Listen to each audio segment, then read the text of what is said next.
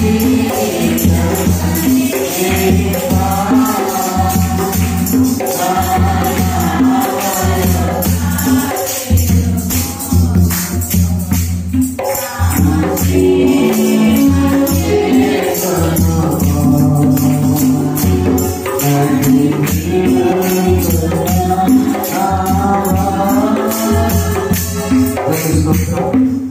నావలు 50 వారు నడిపించిన దేవుడు కీర్తన 50 కీర్తన మీ కుటుంబాల నావలు కూడా నడిపించును గాక. ఆమేన్.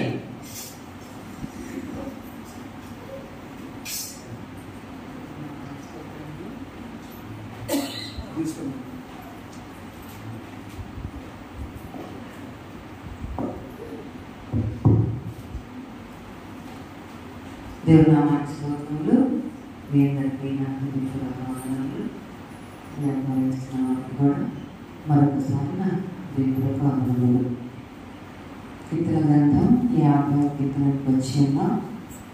కీర్తన గ్రంథం 150 కీర్తనలు మనం ఒకసారి మొత్తం ధ్యానించుకున్నాం. ఆ కీర్తనలోని ధన్యతలు పొందుకున్నాం. మరలా రెండవసారి 50 కీర్తనకి వచ్చాం. 3 భాగాలు చేస్తే 350 150 అంటే ఒక భాగం అయిపోయింది, ఇంకా 2 భాగాలు ఉన్నాయి. దేవుడు మనల్ని మరొకసారి 150 కీర్తనలు ధ్యానించే గొప్ప భాగ్యం అనుగ్రహించాలని కోరుకుంటూ ఈ 50 కీర్తనలోనికి మనం వెళ్దాం. ముఖ్యంగా మొదటి వచనంలో దేవాది దేవుడు ఆజ్ఞయించుచున్నాడు, తూర్పు దిక్కు మొదలుకొని పడమటి దిక్కు వరకు భూనివాసం రమ్మని ఆయన పిలుచుచున్నాడు. ఎందుకు తూర్పు దిక్కు మొదలుకొని పడమటి దిక్కు వరకు? ఎందుకంటే మనకు తెలుసు 103వ కీర్తనలో పడమటికి తూర్పు ఎంత దూరమో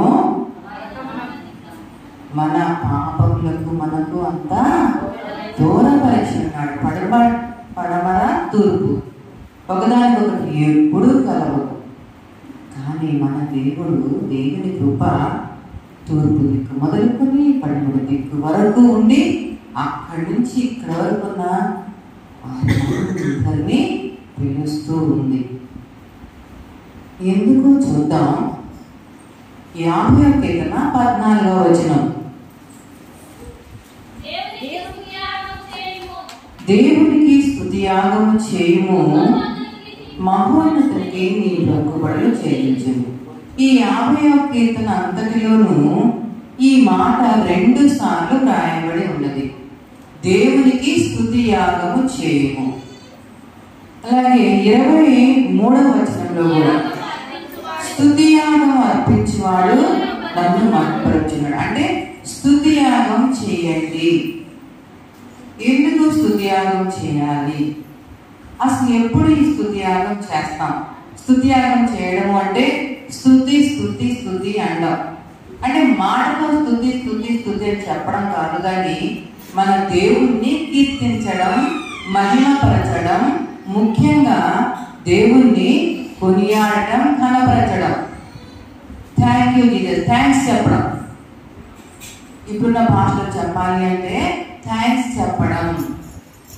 ఎందుకు థ్యాంక్స్ చెప్పాలి? ఎందుకు కృతజ్ఞతలు చెప్పాలి? ఎందుకు చెప్పాలి?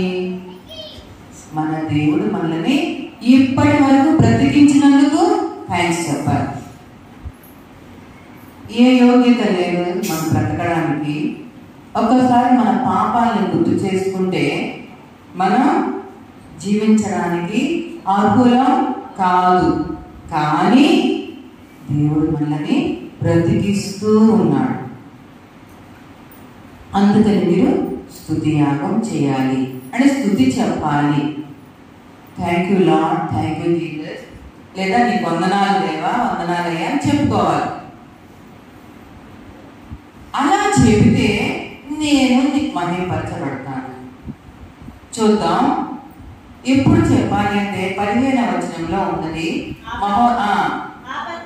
ఆపత్కాలమున నీవు నన్ను గురించి మొరపెట్టుము, నేను నిన్ను విడిపించదను, నీవు నన్ను మహిమపరచెదను. ఆపత్కాలంలో నువ్వు మొరపెట్టు, అప్పుడు నేను నిన్ను విడిపిస్తాను, అప్పుడు నీవు నన్ను మహిమపరచెదవు. ఇక్కడ 4 కండిషన్స్ ఉన్నాయి. ఫస్ట్ది ఆపత్కాలం, ఆపదలు వచ్చినప్పుడు ఆపద. రెండవది ఆపదలో ఏం చేయాలి? మొర్ర పెట్టాలి. ఆపద వచ్చింది, ఆపదలో మొర్ర పెట్టు. మొర్ర పెడితే ఏమవుతుంది? నిన్ను నేను విడిపిస్తాను, విడుదల. దాన్ని బట్టి నీవు నన్ను మహిమపరుస్తావు. కాబట్టి ఇక్కడ 4 మాటలు మనం గుర్తుంచుకుందాం. ఒకటి ఆపద, రెండవది మొర్ర, ఆ తర్వాత విడుదల, ఆ తర్వాత మహిమ. ఆపద నుంచి మొర్ర, మొర్ర నుంచి విడుదల, విడుదల నుంచి మహిమ పరచబడడం దేవునికి. కాబట్టి ఎన్ని ఆపదలు వచ్చినా భయపడవలసిన అవసరం లేదు. ఎందుకు? ఆపదలో నుంచి మనం మొర్ర పెడతాం. మొర్ర పెట్టినప్పుడు మన దేవుడు మనల్ని విడిపిస్తాడు.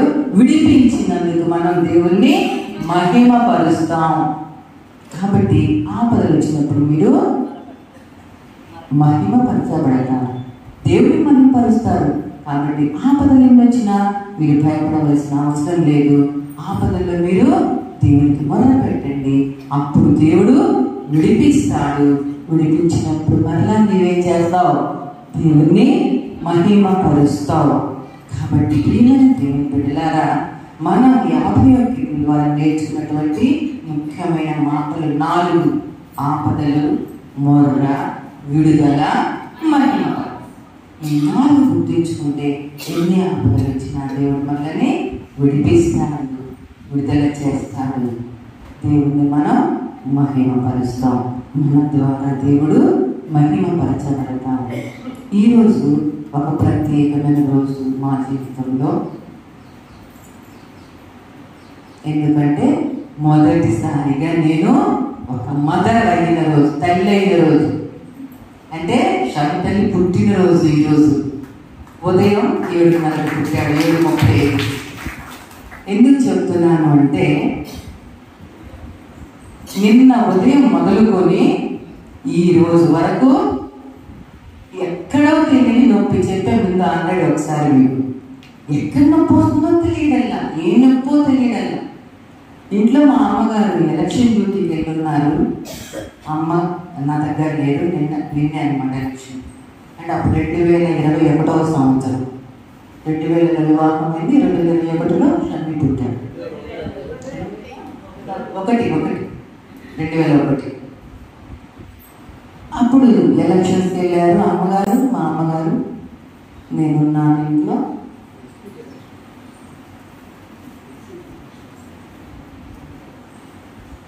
ఆ నైట్ మాస్టర్ గారు టెన్షన్ పడుకుంటా ఓటేసి వచ్చి సాయంత్రం 5ంటికి వచ్చారు. వచ్చి ఏం చేయాలి అర్థం కాని పరిస్థితుల్లో ఉన్నారు. భయం, అమ్మ లేదు అక్కడ, హాస్పిటల్కి తీసుకెళ్ళాలి, ఎక్కడ తీసుకెళ్ళాలి, ఇదే పెద్ద భయం. సరే అండి, దేవుడు ఇంటికి వచ్చారు. నైట్ అంతా నిద్ర లేదు, ఏదో భయం. నన్ను చూసే ఆ సిస్టర్ గారు ఓర్చుకోండి అని ఒకటే నేర్చుకుంటా, నాకు నాకంటే ఇంకొంచెం ఓర్చుకోండి అంటూ ఉదయం 7:35 ఆయన అటు వెళ్ళింది, ఇటు శంతలి పుట్టాడు. సరే అప్పటి అది ఒక్కరోజు అంతా ఉన్న నొప్పి మధుమాయం. ఆయన తీసుకొచ్చి అక్కడ పడుకోబెట్టగానే నవ్వాడు ఆయన. ఇక్కడ ఒక చొక్కను కొట్టి చక్కగా బ్రాహ్మణుడు అంత చక్కగా. అంటే నీకు ఆపత్కాలాలు చాలా వచ్చినాయి ఈ టైంలో. అంతా మా అమ్మగారు ఎంతో ఇబ్బంది పడ్డారు, ఈ మనుషులు ఇబ్బంది పడ్డారు, అందరూ చాలా ఇబ్బందులు ఉన్నా. నేను ఒక్కదాన్ని లోపలికి వెళ్ళి ప్రార్థన చేసుకోవడం, ఓర్చుకోవడం, ఇవే జరిగింది. అదంతా అయిపోయింది ఒక్క రోజులోనే, ఒక క్షణంలోనే. ఆయన అట్లా చూశాను, మటుమాయం అయిపోయింది. కాబట్టి నీ దేవుడు నీకు దాని ద్వారా దేవుణ్ణి మహిమపరుస్తావు. ఆపదలు వచ్చినాయి, అప్పుడు నువ్వు మొర్ర పెడితే నీ దేవుడు నిన్ను విడిపిస్తాడు. ఆ విడుదల ద్వారా దేవునికి మహిమ కలుగుతుంది. కాబట్టి ప్రేమ దేవుడి ద్వారా ఆపదలు వచ్చినాయి, భయపడవద్దు. దేవుని మొర్ర పెట్టండి, దేవుడు నిన్ను విడిపిస్తాడు. అప్పుడు దేవునికి మన ద్వారా మహిమ కలుగుతుంది. అందుకని మనందరం కూడా చిన్నకీర్తన పుస్తకం నుండి 290వ పాట పాడుకొని దేవుని స్తుతిద్దాం. ఎలాంటి పరిస్థితులు వచ్చినా, ఎన్ని ఇబ్బందులున్నా, ఎవరు మన పక్కన ఉన్నా లేకపోయినా మన దేవునికి మనం మొరబెడదాం. మన దేవుడు మనల్ని విడిపిస్తాడు. దాని ద్వారా మన దేవునికి మనం మహిమ చెల్లిద్దాం. అందుకే 290వ పాట, స్తుతి గానములతో నేను నా దేవుని స్తుతించెదను. నా జీవితమంతా ప్రభువరకై నిలచిచెదను. ప్రభు కొరకై నిలచెదను. స్తుతి గానములతో నేను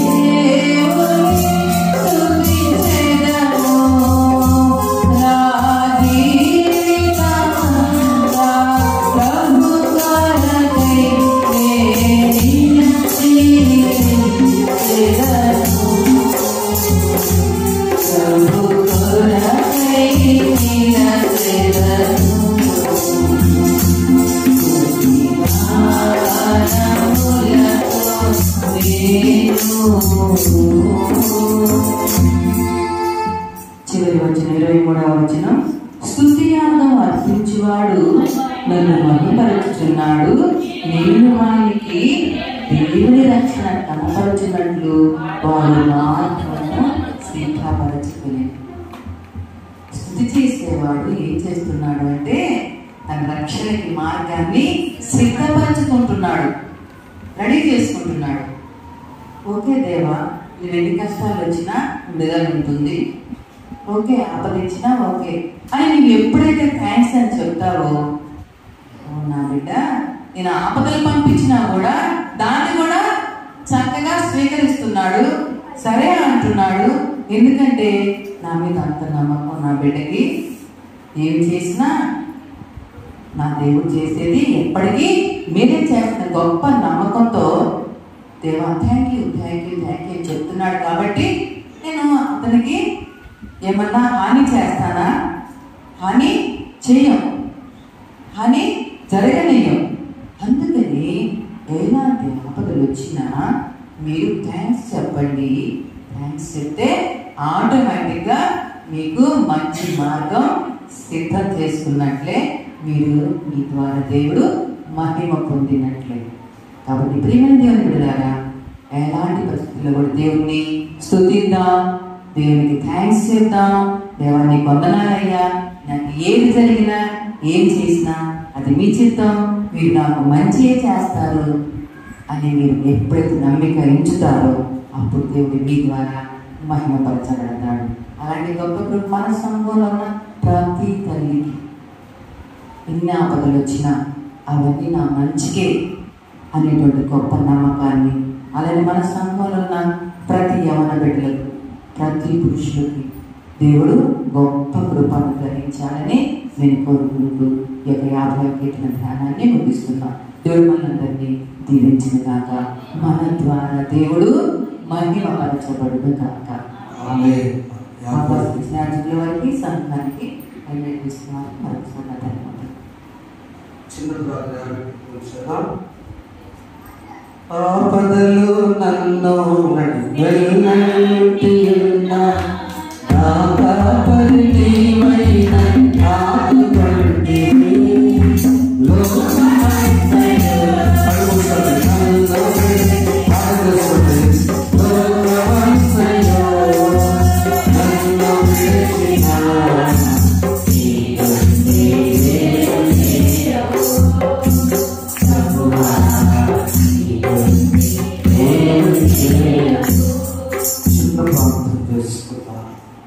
ఎన్ని పరిస్థితులు వచ్చినా యాఫీ గోత్రంలో దేవుడు ధైర్యపరిచి పరిశుద్ధులకు స్తోత్రం. మొదటి కీర్తనను 50 కీర్తనలు ప్రకటించారు. ఎన్ని ఆపదలు వచ్చినా, ఆపద వస్తే మొరపెట్టమని చెప్పారు. మొరపెడితే విడుదలిస్తారు. విడుదలిస్తే నీకు మహిమ రాయగలుగుతారు. తండ్రి రక్తస్రావం కలిగిస్తుంది, ఆపద వచ్చింది, నీకు మొరపెట్టింది, స్వస్థను విడుదలిచ్చావు. ఆమె చరిత్రలోకి మహిమపరిచింది. అనేక మందికి ఆపదలు వచ్చిన ఆ మొరలాల నుంచి విడుదల దయచేసి నేను మహిమపరిచి ఇస్తున్నాను. దేవుడు మీ ఆపదను తొలగించి, మీ మొరలు అంగీకరించి, మీ విడుదల కలిగేసి దేవుడికి మహిమ కలుగును. చప్పట్లు పెడతాం. ఆమె చెప్పండి. ఆమె అందులో 16 ఆపద యజమానుడు వివాహం మొరపెట్టే అనా విడుదలిచ్చాడు, ఘనంగా మహిమపరుస్తున్నాడు. ప్రకటనకి సంఘ జాతరలో పెట్టాడు. అన్న దేవుని చిత్తము